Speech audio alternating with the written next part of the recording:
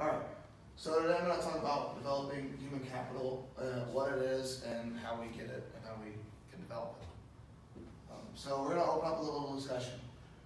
You're invited by a potential employee or employer to get some coffee. You've never met before, but the discussion will center around your dream job. So you can never think of a better job for yourself. So the discussion questions are, what do you do to make the impression necessary to land the job? Because you really want this job. It is awesome. Best pay you'll ever get, everything you want to do, everything you can imagine. And what could you have done prior to increase your chances of getting the job? So we'll start with what we do to make an impression necessary to land your dream job.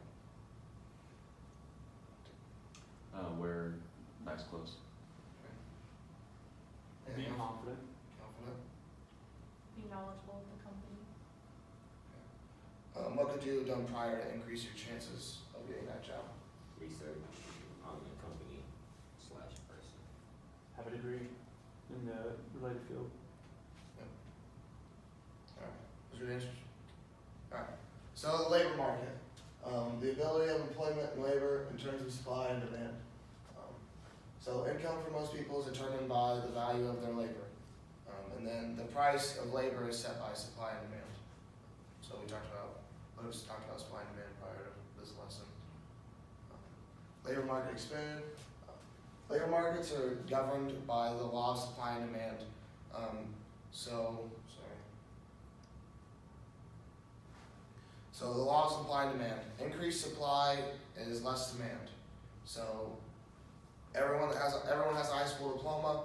What are you gonna do differently to raise your, alter yourself and change yourself and separate yourself from other people, and get on a different supply line or demographic? You can get more education, more training.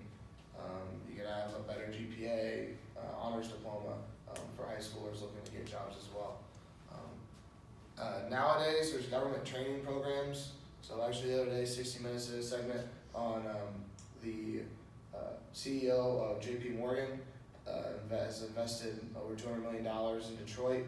And they're doing training programs in Detroit to teach people how to work in the Chrysler factory and do different technologies that factories are moving to, and kind of where our workforce is going to increase employment. So if you'll see on the PPF, you'll see point F. As a lot of you know, this is the output combination that's not available, so you can't reach that. But increases in training and education can eventually get your government and your economic status there. But you also have to think that opportunity cost plays a role in investing in human capital in the labor market. So if you don't go to college, you're missing, you're gaining 4 years of salary that you couldn't have had if you went to college, and that sort of thing. So a lot of interesting cases there, apprenticeship opportunities. So plumbers, electricians, they go to school for 5 years, they have a 5-year apprenticeship, but they're getting paid that entire time. Kind of in our case, you're going to be a teacher, you're only going to make $35,000 a year as the opportunity cost, or your return on investment worth going to do that, or should you go be a welder? Personal development, that's what the main talk here is. People can increase their income and job opportunities by choosing to acquire more education, work experience, and job skills. Right. Human capital refers to the knowledge, skills, and health of the individual possesses. So like I mentioned, college, training, your physical health when it comes to manual labor jobs, and then government not-for-profit training programs. Human capital is a form of investing. It's an investment in yourself. And when government terms, it's investment in people.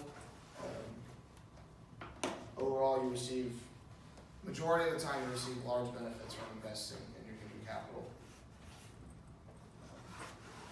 Here's just a graph to show you guys how different degrees influx your rate of employment and how much you earn.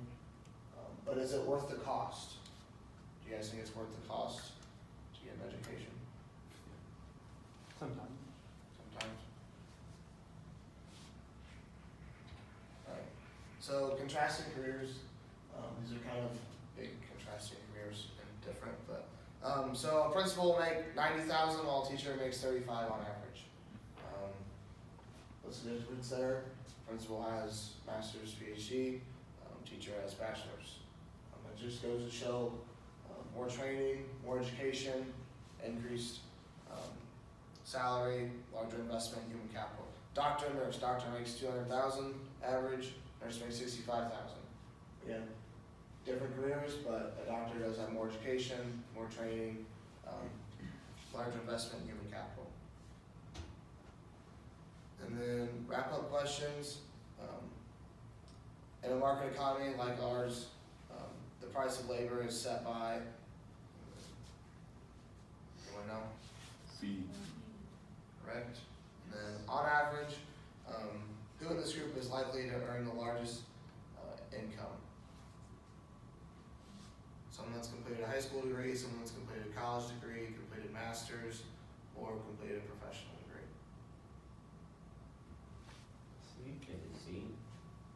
Professional degree. No. It's the professional degrees like PhD. Oh, It's like a doctorate program. okay. It's D. So if you go up here, professional degree is right above. I was kind of confused too. That's all I got.